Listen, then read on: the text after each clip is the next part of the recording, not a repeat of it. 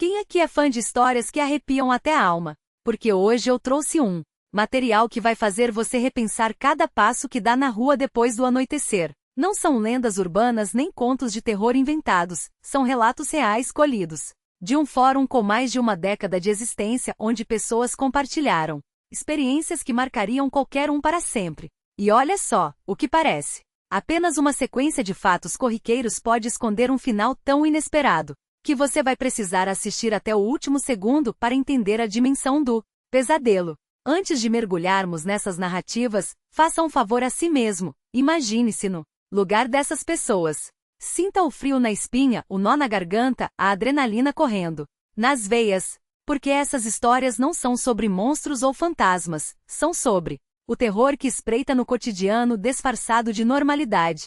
E se você ainda não é inscrito aqui, agora é a hora. Cada curtida e cada compartilhamento ajuda a levar esse conteúdo a mais pessoas que, como você, buscam aquele arrepio genuíno. Ah, e não se esqueça de me seguir no Telegram, lá eu publico histórias que não cabem nos vídeos, aquelas que vão te deixar acordado à noite. Vamos começar com algo rápido, mas que vai te fazer questionar cada sombra no seu caminho. Era uma noite qualquer em uma cidade universitária pequena, daquelas onde todo mundo se conhece ou pelo menos cruza caminho. Eu morava a poucos passos dos bares do centro, então era comum ver gente voltando tarde, alguns mais alterados que outros.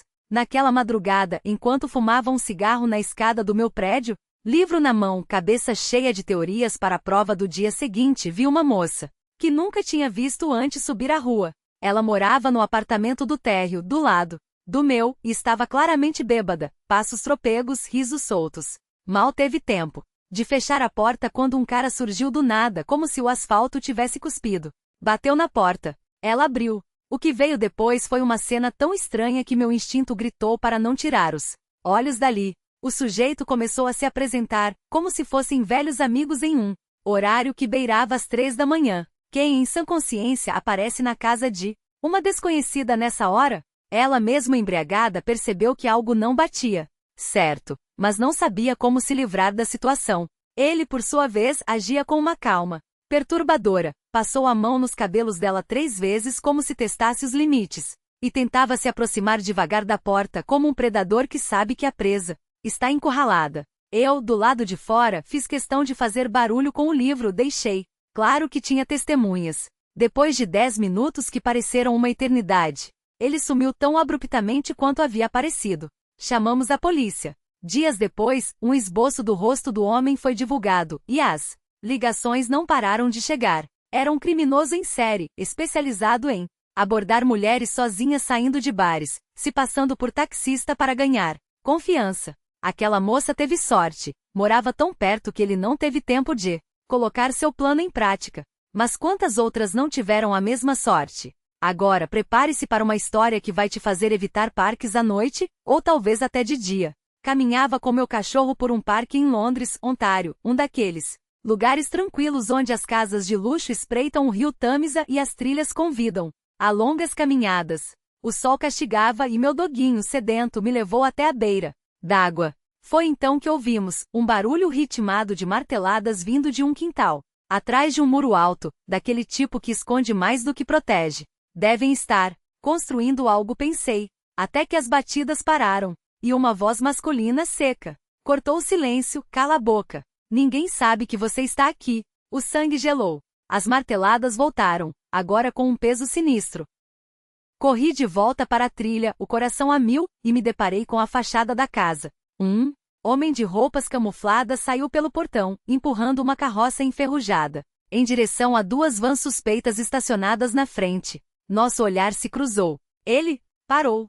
Ficou me encarando, imóvel, até que eu me afastei o suficiente para me sentir seguro. Liguei para a polícia assim que cheguei em casa. Mas até hoje não sei, e nem quero saber, o que estava acontecendo ali. E por último, uma história que prova que algumas coisas são melhores deixadas no passado. Cresci em Dakota do Norte, um lugar onde o vento uiva mais alto que as pessoas e os segredos se enterram fundo. Na adolescência, meu grupo de amigos tinha uma obsessão mórbida. Investigávamos crimes locais, aqueles que caíram no esquecimento, armados com câmeras baratas e uma coragem inflada por cerveja de má qualidade, íamos aos locais dos assassinatos, como turistas do macabro. Até que as opções se esgotaram. Dakota do Norte não é exatamente um celeiro de crimes. Então partimos para explorar fazendas abandonadas, aquelas que o tempo engoliu. Aprendi a reconhecer os sinais, renques de árvores plantadas em formação militar, caixas de correio enferrujadas, estradas de terra que levam ao nada. Foi assim que encontramos ela. Uma casa não tão velha, mas já tomada pela poeira do abandono. Os cadeados nas portas cediam com um chute. Dentro, o cheiro de mofo e memória. A cozinha estava intacta demais. A mesa posta, talheres alinhados, pratos impecáveis. Nunca tinha visto nada igual em dezenas de casas que invadiamos. Na geladeira, restos de comida apodrecendo há décadas, nos armários, latas de conservas, pacotes de biscoitos como se alguém tivesse saído para comprar leite e nunca mais voltado. Encontramos correspondências de junho de 1978. Uma revista sobre OVNI na sala, com a capa amarelada pelo tempo. Fotos de família nas paredes. Pai, mãe, 2 filhos. Sorrindo para um futuro que nunca chegou. Tudo estava de mais normal. E era justamente isso que doía nos olhos. Até que subimos as escadas. Dividimos as 3 portas entre nós. A que me coube era claramente o quarto de um garoto. Não cheguei a entrar. Um grito rasgou o corredor, daquele tipo que faz o estômago revirar. Todos se aglomeraram, perguntando ao mesmo tempo até que os 2 que tinham entrado na outra sala conseguiram balbuciar. Vocês precisam ver. Tremendo, empurrei a porta. A cena era de um realismo cruel. Uma cama de casal, lençóis esticados até a cintura. Sobre o travesseiro, uma boneca do tamanho de uma pessoa. Cabelos negros como breu, pele pálida, olhos vidrados que brilhavam sob a luz das lanternas. As mãos repousavam sobre o cobertor. E a cabeça estava levemente virada para a porta, como se esperasse por nós. Não era acaso. Alguém havia posicionado aquela coisa ali deliberadamente enquanto o resto da casa era abandonado às pressas. Corremos como nunca. Só no carro, a quilômetros dali, o peso daquilo nos atingiu. Em meio ao caos do abandono, alguém tinha gasto tempo para arrumar aquela boneca. Não para empacotar roupas, não para salvar fotos, não para levar comida. Apenas para garantir que, quando alguém finalmente entrasse naquele quarto, fosse recebido por aquele olhar. E o pior, funcionou. Uma das últimas ações naquele lugar foi posicionar aquela maldita boneca. Tentamos descobrir o que havia acontecido com a família, mas não encontramos nada. Nenhum acidente, nenhum assassinato brutal, nenhum rastro de parentes distantes. Apenas aquela casa absurda, uma cápsula do tempo no meio do nada. Mais tarde, descobrimos que o condado havia confiscado a propriedade por falta de pagamento de impostos, daí os cadeados. Mas nunca soubemos o que de fato aconteceu com eles. E acima de tudo, nunca entendemos por que deixaram aquela coisa lá. Trabalhando como paramédico, fui designado para uma ocorrência rotineira, um ataque em um bairro problemático. Eram quase 22 horas quando chegamos ao endereço. Um homem estava em pé, gritando com uma voz aguda e estridente entre 2 carros estacionados.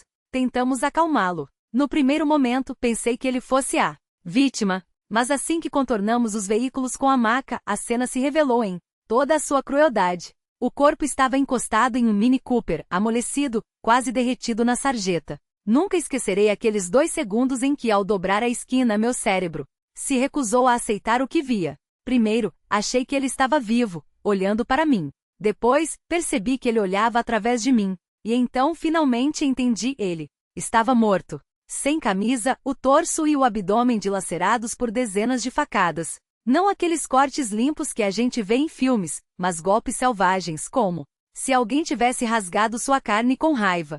Era nojento. Era pessoal. Enquanto fazíamos RCP, o homem no passeio continuava a gritar, a voz trêmula, chorando, perguntando se seu companheiro de quarto ficaria bem. Levarão-no para o hospital, mas todos sabíamos, ele não tinha chance. Quando o médico declarou a morte, a polícia se aproximou para nos dar os detalhes. A versão inicial era de que a vítima havia saído para fumar e foi encontrada esfaqueada na rua pelo colega de apartamento. Mas depois que partimos, alguém notou um rastro de sangue saindo da casa em direção à calçada. Quando os policiais começaram a questionar o companheiro de quarto sobre isso, ele correu para dentro e se trancou. Naquele momento, o SWAT já estava a caminho. Ou seja, O homem que provavelmente havia esquartejado nosso paciente estava atrás de mim a maior parte do tempo em que estivemos no local. E eu não tinha a menor ideia. Anos atrás, aluguei um apartamento de um amigo. Ele havia reformado o lugar recentemente, mas não conseguia vender, então me ofereceu como locatário. Logo, percebi que havia algo muito errado com a vizinha do lado, uma mulher de uns 45 anos, mas que parecia ter 70. Passava as noites inteiras ouvindo programas religiosos, em volume máximo, falando sozinha em um tom agitado. O barulho era insuportável. Uma noite bati à sua porta para pedir que baixasse o som. Quando ela abriu, consegui ver o interior, paredes cobertas de cruzes pintadas à mão, palavras como Jesus e anjos rabiscadas em letras tremidas. As janelas estavam pintadas de preto, bloqueando qualquer luz. O cheiro de mofo era sufocante, o carpete envelhecido, manchado de amarelo, fezes de cachorro espalhadas, embora eu nunca visse um animal por lá. Ela apenas me encarou, fechou a porta na minha cara e aumentou o volume. Na noite seguinte, minha namorada dormia comigo quando acordei com a sensação de que alguém estava parado ao lado da cama nos observando. Pensei que fosse alucinação, até perceber que era ela segurando algo na mão. Havia entrado no meu apartamento sem fazer barulho. Não sei quanto tempo ficou ali. Você deveria trancar a porta à noite, disse, antes de sair como se nada tivesse acontecido. Na manhã seguinte, ouvi ruídos estranhos vindo debaixo da janela do quarto. Era ela, falando sozinha em uma língua incompreensível, segurando um saco plástico com os restos apodrecidos de um cachorro morto. O calor era insuportável e o fedor ainda pior. Naquele momento, o medo me paralisou. Ela era claramente louca. Subi correndo para bater na porta do vizinho de cima, que me contou pálido que ela também havia entrado no apartamento dele enquanto assistia TV com os filhos. Levantou-se para pegar um lanche e a encontrou atrás do sofá, apenas observando. Foi então que entendi o que ela segurava naquela noite, ao lado da minha cama. Liguei para a polícia. Eles já a conheciam, uma esquizofrênica perigosa que se recusava a tomar remédios. Mas como a casa era dela, não podiam entrar sem consentimento. A única opção era prendê-la se ela saísse. Esperei 2 dias até que suas cigarrinhos acabassem.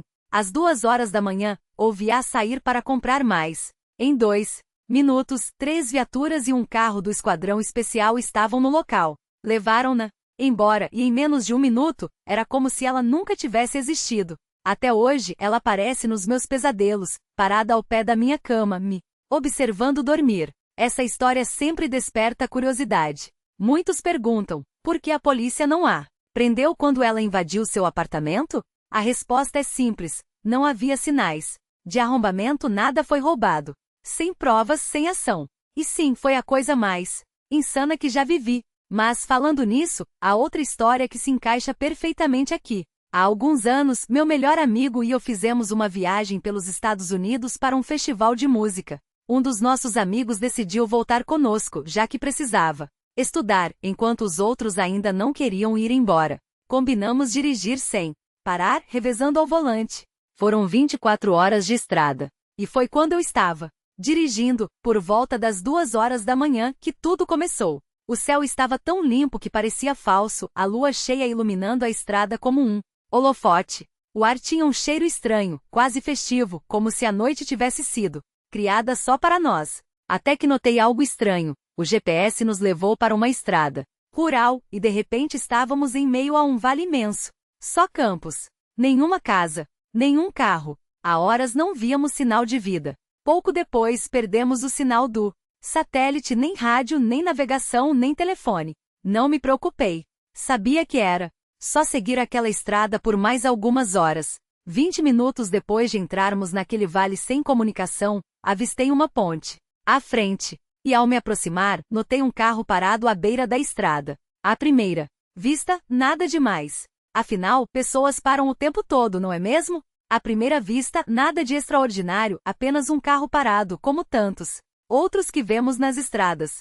Mas havia algo errado. Algo que me fez apertar o volante com mais força sem nem perceber. As janelas estavam completamente escuras. Não daquele tom levemente fumê que alguns motoristas preferem, mas opacas, como se tivessem sido pintadas ou cobertas por dentro. E sob a luz prateada da lua cheia, que iluminava cada pedregulho da Estrada, não era possível enxergar nada através daquele vidro. Nenhum vulto, nenhum movimento, nem sequer o brilho de um painel aceso. Era como se o carro fosse um bloco sólido de sombra abandonado ali no meio do nada. Estranho, pensei. Quem diria que alguém ia parar aqui justamente neste trecho? Mas então, ao nos aproximarmos, outro detalhe saltou aos olhos: não havia placas. Nenhuma identificação, nenhum número, nenhuma marca que indicasse de onde aquele veículo havia vindo. Era como se ele tivesse brotado do próprio asfalto, um objeto sem história, sem dono. Devem ter abandonado, meu amigo murmurou, ainda sonolento. Talvez tenha quebrado e o dono foi embora a pé. Era a explicação mais lógica. Afinal, em lugares assim, as pessoas fazem coisas desesperadas. Mas quando passamos pelo carro, algo aconteceu. As luzes se acenderam. Não foi um farol pisca-pisca, nem um sinal de emergência. Foram os faróis principais, brilhando em cheio, como se alguém tivesse girado a chave na ignição naquele exato momento. E então o motor rugiu. O carro se moveu. Não foi uma arrancada brusca, mas um deslocamento suave, quase natural, como se ele sempre tivesse estado ali, esperando por nós. E agora nos seguia. Que diabos? Meu amigo se endireitou no banco, de repente totalmente acordado. Eu não respondi. Meus olhos estavam colados ao retrovisor, onde duas luzes amareladas cortavam a escuridão como olhos de predador. A distância entre nós e o carro era constante, nem muito perto, nem muito longe. Como se ele soubesse exatamente onde ficar para nos manter em tensão. Talvez seja só um cara perdido, tentei racionalizar, mas minha voz soou falsa até para mim. Deve ter visto a gente passar e resolveu seguir para não ficar sozinho. Mas as janelas escuras, a falta de placas, o fato de ninguém parar naquele vale, a não ser por um motivo muito, muito ruim. O carro continuou atrás de nós. E então, algo dentro de mim estalou. Não foi medo. Foi algo mais primitivo, uma certeza visceral que me percorreu como uma descarga elétrica. Aquela coisa não deveria estar ali. E pior, ela não ia nos deixar ir embora tão fácil. Acelera, meu amigo sussurrou, como se o carro pudesse ouvi-lo. Eu já estava fazendo isso. Mas o carro atrás também acelerou. A estrada era reta, sem saídas, sem postos, sem nenhuma alma viva por quilômetros. Só nós, a noite e aquela coisa que nos caçava com uma paciência aterradora. Eu pisava fundo, o motor do meu carro rugia, mas a distância não aumentava. Era como se estivéssemos presos em um loop, uma perseguição sem fim onde as regras não faziam sentido. Foi então que eu vi algo na pista. Um vulto escuro, estendido de um lado ao outro, bloqueando a passagem. O que é isso? Meu amigo se inclinou para a frente, os olhos arregalados. Eu não respondi. Meus dedos branquearam no volante. Era um corpo. Ou pelo menos parecia um corpo. Uma silhueta humana deitada de bruços, imóvel. Não havia sangue, não havia movimento. Só aquilo, jogado ali como isca. Não podemos parar, eu disse, a voz rouca. Não vamos parar. Mas o carro atrás de nós desacelerou. Por um segundo, achei que ele ia frear, que ia desistir. Mas não. Ele só reduziu a velocidade, como se estivesse observando. Como se quisesse ver o que faríamos. É uma armadilha, meu amigo sussurrou. Eu sabia disso. Cada instinto meu gritava isso. O corpo estava muito bem posicionado. A estrada era estreita, com valas profundas. Dos dois lados. Não havia espaço para desviar. E se parássemos, estaríamos encurralados. Segura firme, avisei. E passei por cima. O impacto foi surdo, como se tivéssemos atropelado um saco de areia. O carro balançou, mas seguia em frente sem reduzir a velocidade. No retrovisor, vi o carro perseguidor hesitar por um segundo, como se estivesse avaliando, antes de voltar a nos seguir. Mas então, algo mudou.